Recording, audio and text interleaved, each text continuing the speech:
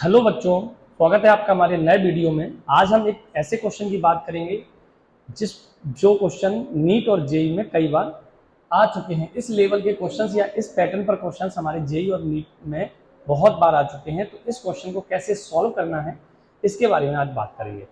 ये क्वेश्चन क्या है, एक बार मैं आपको क्वेश्चन समझा देता हूँ। एक आपका वेज है, यहाँ पर एक ब्लॉक है जिसका मास है 4 किलोग्राम। ये ब्लॉक जो है वो यहाँ से स्लाइड होता है, मीन्स इसकी इनिशियल वेलोसिटी जो है वो 0 है। यहाँ से जब ये ड्रॉप होगा तो यहाँ तक स्प्रिंग थी, स्प्रिंग को ये कंप्रेस करेगा और स्प्रिंग का कंप्रेशन जो दिया गया है वो आपका 1 मीटर दिया गया है। तो यहाँ पर जो कंप्रेशन इसका दिया गया है वो कितना दिया गया है, 1 मीटर। मैक्सिमम कंप्रेशन 1 मीटर है। तो जब ये कंप्रेस होकर रुक जाएगा तो ये रेस्ट में आएगा, और रेस्ट में आएगा तो इसकी फाइनल वेलोसिटी 1 मीटर हो जाएगी। जब इसकी फाइनल वेलोसिटी 1 मीटर होगी तब हमको बताना है कि इसने यहाँ से लेके यहाँ तक कितना डिस्टेंस ट्रेवल किया। तो मान लो यहाँ से यहाँ तक की डिस्टेंस जो है वो x है, x नॉट है ना। तो टोटल डिस्टेंस d जो होगी वो हमारी किसके बराबर हो जाएगी, x नॉट प्लस xm के बराबर हो जाएगी। या आप डायरेक्ट d मान ले, कोई दिक्कत नहीं। ऐसे केस में आपको वर्क एनर्जी थ्योरम लगानी है। वर्क एनर्जी थ्योरम आप सबको पता होगी, work done, net work done जो होता है वो चेंज इन काइनेटिक एनर्जी के बराबर होता है।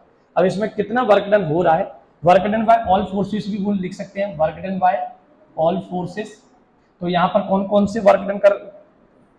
कौन से फोर्स हैं जो वर्क डन कर रहे हैं। तो सबसे पहले बेटा ध्यान से देखेंगे, इस क्वेश्चन में एक बॉडी का वेट जो होगा वो नीचे लग रहा होगा mg। इस बॉडी में एक स्प्रिंग फोर्स होगा वो इधर की तरफ लग रहा होगा, स्प्रिंग फोर्स। फ्रिक्शन है नहीं क्योंकि ये स्मूथ सरफेस है बेटा, स्मूथ सरफेस है तो फ्रिक्शन तो है नहीं। और अब आपको यहां पर लिखना है work done bye gravitation force plus, minus में आता है तो मैं यहाँ डायरेक्ट माइनस लिख दूं बेटा। Work done by spring force 1/2 के x final square minus x initial square equal to change in kinetic energy.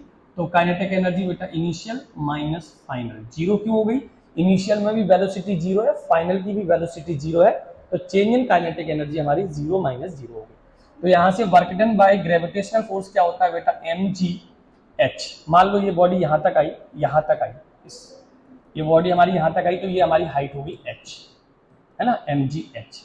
तो mgh माइनस 1/2 के, आपको इसमें दिया गया था k दिया गया है बेटा इसमें 100 न्यूटन पर मीटर। तो आपने यहाँ पर mgh, यहाँ पे k x final square minus x initial 0 है, 0 का स्क्वायर इक्वल टू 0।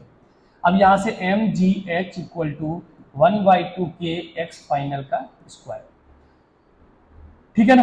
तो यहाँ से हमारा m कितना है बेटा इसमें 4, g कितना है 10, h हमको यहाँ से निकल के आ जाएगा 1/2, a की वैल्यू कितनी है 100, और फाइनल पोजीशन कितना है, मतलब कंप्रेशन कितना है, यहाँ से यहाँ इनिशियल पोजीशन थी, ये फाइनल है, तो 0 से 1 मीटर। तो इसमें कंप्रेशन कितना हुआ, मैक्सिमम कंप्रेशन फाइनल जो है ना वो हमारा xm लिख सकते हैं ना, xm जो कि कितना दिया 1 का स्क्वायर, ठीक है ना।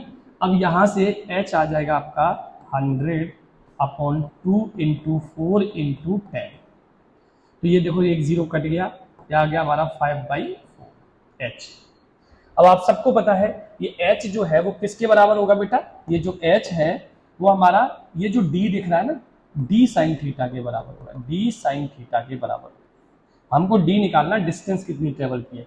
तो h की जगह मैंने लिखा है यहाँ पर d साइन थीटा। तो d sine theta equal to होता है 5/4, और d निकालना है, और साइन 30 के थीटा कितना दिया बेटा 30, तो साइन 30 डायरेक्ट लिख देता हूँ।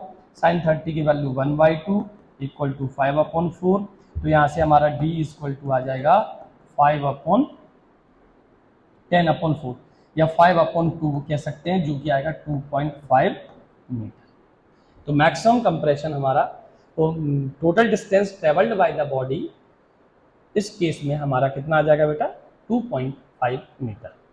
अगर वो आपसे क्वेश्चन ये है, इसी क्वेश्चन में ये पूछता कि स्प्रिंग को टच करने से पहले कितनी डिस्टेंस ट्रेवल की, स्प्रिंग को टच करने से पहले, तो आप सबको पता है डी आपका कितना आया 2.5। अब x नॉट प्लस xm, तो आप यहाँ से मान लो अगर क्वेश्चन में ये दिया जाता कि भैया कितनी डिस्टेंस ट्रेवल की टच करने से पहले, तो x नॉट प्लस xm कितना था 1 = 2.5। तो यहाँ से x नॉट आ जाता है आपका 1.5 मीटर। इस तरीके का क्वेश्चन आपको पेपर में कई बार देखने को मिल सकता है। ठीक है ना बेटा, क्लियर? चलिए तो एक क्वेश्चन